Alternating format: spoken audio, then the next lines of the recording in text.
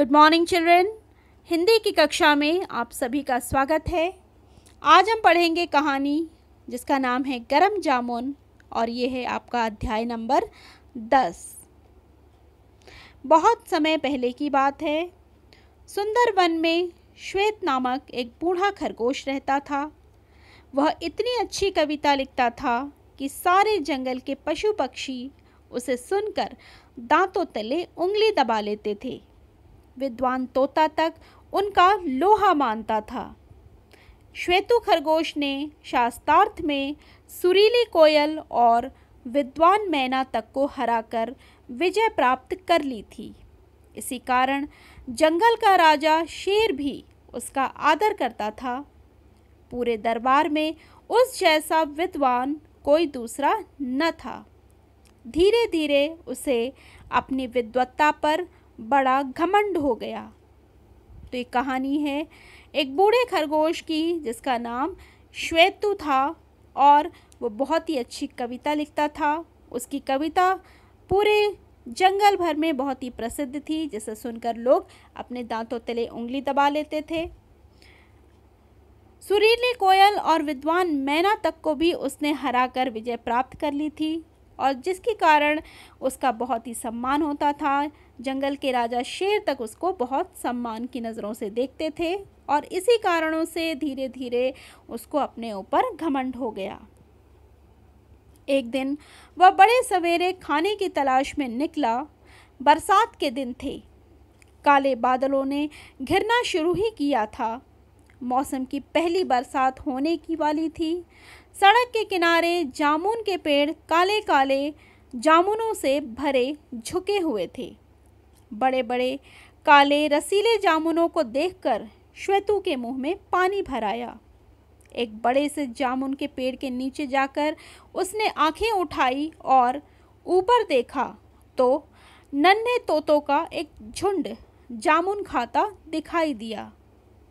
बूढ़े खरगोश ने नीचे से आवाज़ दी, प्यारे नातियों, मेरे लिए भी थोड़े से जामुन गिरा दो।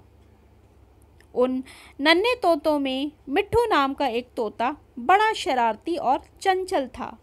वह ऊपर से ही बोला, दादाजी, यह तो बताइए कि आप गरम जामुन खाएंगे या ठंडी। बेचारा बूढ़ा श्वेतु खरगोश हैरान होकर बोला, भला जामुन कहीं गरम होते हैं? चलो मुझसे मजाक न करो, मुझे थोड़े से जामुन तोड़ दो। मिट्ठू बोला, अरे दादाजी, आप ठहरे इतने बड़े विद्वान यह भी नहीं जानते कि जामुन गरम भी होते हैं और ठंडे भी। पहले आप यह बताइए कि आपको कैसे जामुन चाहिए।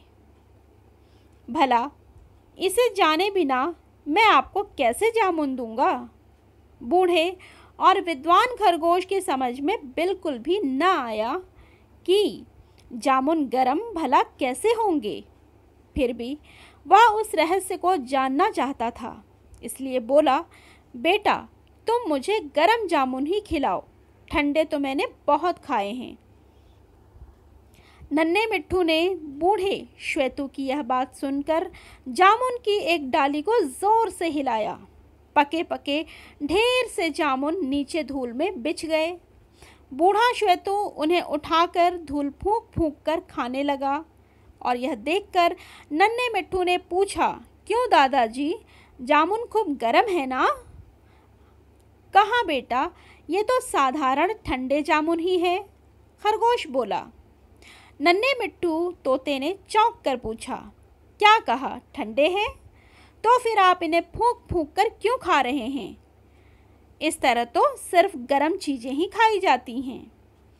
नन्हे मिट्ठू तोते की बात का रहस्य अब जानकर बूढ़े खरगोश की समझ में आया और वह बड़ा शर्मिंदा हुआ। इतना विद्वान बूढ़ा श्वेतु खरगोश जरा सी बात में छोटे से तोते के बच्चे से हार गया था। उसका घमंड दूर हो गया और उसने एक कविता लिखी। खूब कड़ा तना शीशम का, बड़े कुल्हाड़े से कट जाता, लेकिन वो ही बड़ा कुल्हाड़ा कोमल केले से घिस जाता। सच है, कभी कभी छोटे भी ऐसी बड़ी बातें करते हैं कि बहुत बड़े विद्वान गुणी भी अपना सिर धुनने लगते हैं।